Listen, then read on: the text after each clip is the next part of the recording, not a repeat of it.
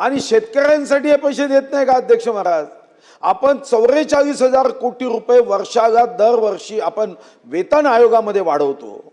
10,000 कोटी अध्यक्ष महाराज डीएच्या रूपाने कर्मचाऱ्यांना 10,000 कोटी दर वर्षाला वाढवून देतो. आमदारांचा पगार वाढवून देतो. दानाचा बोनस द्यायचा वेळ आली. चर्चा, बैठके, डिस्कशन, संवाद, मंथन यावर आपण वेळ देणार आहोत का अध्यक्ष महाराज? आणि या अधिवेशनाची सुरुवात शेतकऱ्यांच्या हिताचा निर्णय घेऊन करायची आहे की अध्यक्ष महाराज फक्त बैठका घेऊ, चर्चा करू? अध्यक्ष महाराज हे योग्य नाही. धान उत्पादक शेतकऱ्यांच्या बोनसचा निर्णय अपेक्षित आहे.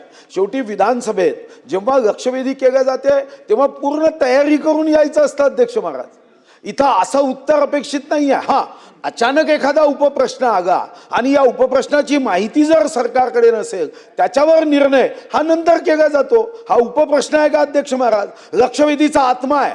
तुम्ही आत्म्यालाच उत्तर देताना जर असं उत्तर देता की आम्ही बैठक घेऊ, नंतर सांगू, तर संसदीय कामकाजाचा अवमान आहे. हा संविधानाचा अवमान आहे अध्यक्ष महाराज. तुम्हाला लक्षवेधी स्पष्ट भाषेत आहे की धान उत्पादक शेतकऱ्यांना बोनस द्यायचा की नाही द्यायचा. आणि याला लाजायचं काय? मी काय उखाणे घ्यायला सांगतोय का मंत्री महोदयांना?